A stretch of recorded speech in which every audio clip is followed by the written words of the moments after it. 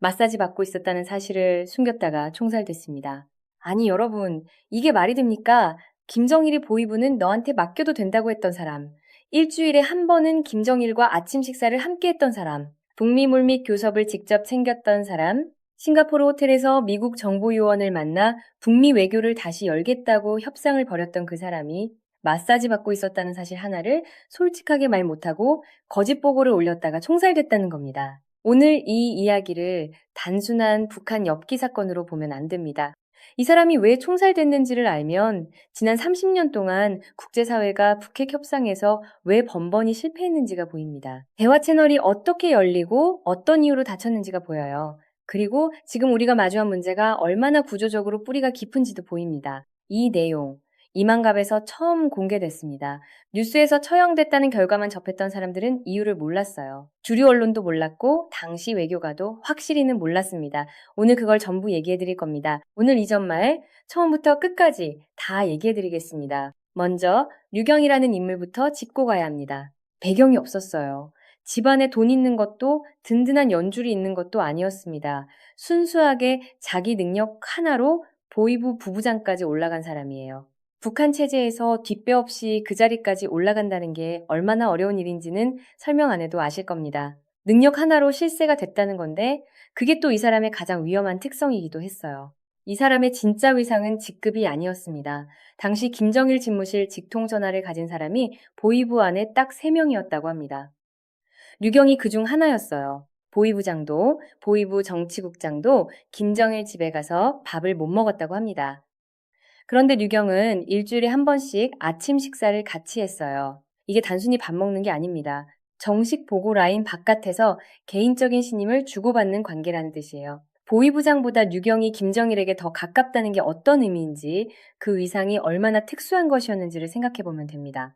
그리고 이 사람의 이력을 보면 일북 정상회담을 수면 아래서 공작한 것도 류경이고 북미 물밑 교섭에 북한 대표로 직접 나간 것도 류경이에요. 외교부나 다른 기관이 나간 게 아닙니다. 보위부 해외 반탐 담당 부부장인 이 사람이 직접 나갔다는 건 그 작전의 성격이 공식 외교가 아닌 김정일의 사적 비선 채널이었다는 뜻이에요. 외무성이 모르는 채널, 정치국도 모르는 채널, 오직 김정일과 류경만 아는 채널. 그래서 이 사람이 얼마나 김정일 체제의 핵심 실세였는지가 드러나는 겁니다. 유비가 장수에게 주는 신뢰 중에 가장 무거운 건 단독작전권이라고 했습니다. 류경은 그걸 받은 사람이었어요. 근데 그게 동시에 가장 위험한 것이기도 합니다. 신뢰가 클수록 그 신뢰를 저버렸을 때 돌아오는 건 배가 되어 돌아옵니다. 류경의 권력은 처음부터 그 위에 올라서 있었고 그 구조가 어떻게 작동하는지는 이 사람의 마지막에서 가장 선명하게 드러납니다. 2009년으로 가겠습니다. 그해 3월 두만강 인근에서 미국인 기자 2명이 북한 경비대에 체포됩니다. 로라린과 유나리, 12년 교화형이 선고됩니다. 이 사건을 단순 국경 침범 사고로 보면 놓치는 게 있습니다. 두만강 일대를 아시는 분들은 이 지형이 얼마나 묘한지 아실 거예요. 강이 갈래갈래는 아니고 어디는 물이 있고 어디는 없고 건넜다 건넜다 하다 보면 어느 순간 내가 어느 나라 땅에 있는지 경계가 흐릿해집니다. 로라링 본인도 나중에 강하게 의심했다고 해요. 안내자가 일부러 자기들을 북한 쪽으로 유도한 거 아니냐고 국경 미지대가 더 덮쳐오면서 아, 이제 죽었구나 싶었다고 했다는 거죠. 이 추론이 합리적인 이유가 있어요. 그 이후에 일어난 일들이 이 추론을 강하게 뒷받침해 줍니다. 억류된 지 3주쯤 됐을 때 싱가포르의 한 호텔에서 미국과 북한 정보 요원들이 만납니다. 북한 대표단을 이끌고 나온 사람이 누구냐? 미스터 X라고 불리던 인물, 본명이 류경입니다. 류경이 미국 측에 꺼낸 카드가 뭐였냐? 내가 두 기자를 석방시켜 줄 수 있다. 대신 북미 외교를 다시 열 수 있는 급의 인물을 데리고 나와라. 그냥 억류 협상이 아닙니다. 처음부터 두 기자를 외교 지렛대로 쓰기 위해 잡아들인 거라는 뜻이에요. 국가 차원의 인질 외교 작전이었던 거고 그 작전의 기획자이자 실행자가 류경이었던 겁니다. 이때 오바마 행정부가 막 출범한 직후였습니다. 육자회담은 완전히 물 건너간 상태였고 북한 입장에서는 미국과의 대화 채널이 끊겨 있었어요. 새 정권 출범 직후라는 타이밍에 판을 다시 짜보려 한 거죠. 코미디입니다, 코미디. 국가 최고 기밀 외교 작전의 도구로 사용된 게 2명의 여성 기자였다는 게, 근데 이게 실제로 일어난 일이에요. 그리고 이 싱가포르 접촉이 왜 의미가 있는지를 한번 더 보셔야 합니다. 외교부가 나간 게 아니에요. 보위부가 나갔습니다. 체포, 신문, 억류전 과정을 총괄하는 게 보위부거든요. 그러니까 이 기자 억류 사건의 처음부터 끝까지가 보위부 작전이었다는 뜻이에요. 그 작전을 류경이 직접 챙겼다는 건 김정일이 이 사안 전체를 류경에게 일임했다는 의미입니다. 기자 2명의 운명도 북미 외교의 재개 여부도 그 협상의 결과도 다 류경 손에 달려 있었던 거예요. 그래서 결국 2009년 8월 빌 클린턴이 평양을 방문합니다. 현직이 아닌 전직 대통령을 보냈다는 게 포인트예요. 오바마가 클린턴에게 직접 지침을 줬다고 합니다. 웃지도 말고 튀지도 마라. 미국에 이런 말이 있거든요. 현직 대통령이 제일 두려워하는 건 나보다 인기 좋은 전임 대통령이다. 그 역학관계 속에서 보낸 거예요. 성과가 너무 크면 클린턴이 주목받고 오바마가 밀리고 성과가 없으면 체면만 구기고 그래서 기자석방이라는 제한된 미션만 수행하고 오라는 거죠. 클린턴이 평양에서 김정일을 만났을 때 김정일이 한 말이 흥미롭습니다. 1994년 당신이 현직일 때 우리가 합의했던 핵합의가 무산된 건 정말 섭섭했다. 지금 현직인 그 사람 오바마와 대화를 하고 싶다. 이 말을 부인한테 전달해줘. 부인. 당시 국무장관이었던 힐러리 클린턴이에요. 힐러리는 이걸 받아서 결론을 냅니다. 육자회담 복구 전에 북미 직접 협상을 먼저 해보자. 스티브 보스워스를 특사로 보내자. 그해 12월에 보스워스가 실제로 방북하고 후속 채널도 이어지기 시작합니다. 근데 여기서 딱 보면 알잖아요. 이 대화가 북한의 진심이었냐. 한 가지 구분을 해야 합니다. 김정일이 대화 의지가 있었던 건 맞아요. 근데 그게 비핵화 의지와 같은 말이 아닙니다. 이 둘을 같은 것으로 읽으면 30년 협상 실패의 뿌리가 안 보여요. 2006년 10월에 1차 핵실험, 2009년 5월에 2차 핵실험, 그 사이 내내 대륙간 탄도미사일 개발도 병행됐습니다. 대화 채널을 열면서 핵은 계속 만들고 있었던 거예요. 대화는 시간을 버는 도구이기도 했고, 제재 완화를 끌어내는 지렛대이기도 했고, 내부적으로는 우리가 미국을 협상 테이블에 앉혔다는 선전 도구이기도 했습니다. 그 세 가지를 동시에 챙기면서요, 이 대화와 비핵화를 구분하지 못하면 협상 전략 자체가 흔들립니다. 북한이 대화 테이블에 앉았을 때 이제 됐다고 느끼면 그게 허점이 되는 거예요. 이란이 어떻게 됐냐? 핵이 없었기 때문에 미국의 공격을 받았습니다. 북한은 그걸 보면서 확신을 굳힌 거예요. 핵이 있어야 체제가 버틴다고. 그러니 대화 의지와 비핵화 의지는 처음부터 다른 방향을 가리키고 있었던 겁니다. 이재명 대통령이 최근 밝힌 숫자가 있어요. 지금 북한이 연간 10개에서 20개의 핵탄두를 생산 중이라고 이 숫자가 나오기까지 30년이 걸렸습니다. 그 30년의 씨앗이 이미 이 시점에 뿌려져 있었던 거예요. 자, 이제 류경 이야기로 돌아가겠습니다. 그리고 이 내용은 오늘 처음 공개되는 겁니다. 2010년 류경이 비밀리에 서울에 들어옵니다. 김정일로부터 직접 밀명을 받아서요, 이명박 정부와 남북 정상회담 개최 가능성을 논의하고 돌아갔다는 겁니다. 보위부 실세가 직접 서울까지 온 거예요. 외무성도 모르고 정치국도 모르는 김정일이 류경 하나를 믿고 움직인 비선 외교였던 겁니다. 그런데 그로부터 2년이 지났을 때 이명박 정부가 미국과 중국으로부터 충격적인 소식을 동시에 받습니다. 류경이 공개 처형됐다는 겁니다. 미국으로부터 들었고 중국으로부터도 들었어요. 당시 외교가에서 설이 엄청났어요. 김정은 세습 준비 과정에서 제거됐다는 설, 한국에 와서 기밀을 누설했다는 설, 정상회담을 성사시키지 못한 책임을 졌다는 설, 다 나왔습니다. 그런데 진짜 이유를 아는 사람이 없었어요. 그게 지금까지 풀리지 않은 미스터리였습니다.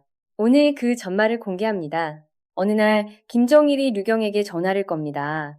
중요한 지시를 내리려는 거였어요. 근데 류경이 받지를 않아요. 북한에서 김정일 전화는 한 번 울리고 2번 울리기 전에 받아야 합니다. 그게 암묵적인 룰이에요. 그런데 전화가 계속 울리는 겁니다. 김정일이 보위부장에게 전화 걸고 보위부 정치국장에게 전화 걸고 어디 갔냐? 온 평양이 류경을 찾아 뒤집혔습니다. 조직 계통으로 찾고 보위부 전체가 나서서 찾는데 5시간 동안 이 사람이 나타나질 않아요. 5시간입니다. 류경이 어디 있었냐? 동평양에 있는 안가, 그러니까 사저급 별장 쉼터에서 안마를 받고 있었습니다. 거기서 주무시고 계셨던 거죠. 외부 연락이 완전히 차단된 공간이니까 아무도 몰랐던 겁니다. 결국 연락이 닿아서 복귀했는데 이 사람이 보고를 어떻게 했냐? 중요한 공작이 있어서 연락을 못 받았습니다. 잠깐만요. 이게 어떤 상황인지를 한번 생각해 보세요. 안마받고 있었습니다. 라고 솔직하게 말했으면 어떻게 됐을까요? 화가 났을 수 있죠? 핀잔을 들었을 수도 있어요. 어쩌면 몽둥이 한 대 맞았을지도 모릅니다. 하지만 그게 전부였을 거예요. 어차피 실제로 한 일이 그거니까 추가 조사할 것도 없었겠죠. 근데 거짓말을 한 겁니다. 중요한 공작 때문에 연락이 안 됐다고. 그리고 그 거짓말이 진상조사를 통해 드러났어요. 어디서 뭘 하고 있었는지 다 밝혀진 거죠. 최종 보고에 그대로 적혔습니다. 안마를 받고 있었다고. 김정일이 격노합니다. 내가 너를 그만큼 믿었는데 그 신임을 저버리고 나한테 거짓말을 했다. 그리고 총살. 여기서 잠깐 이 구조를 한번 보세요.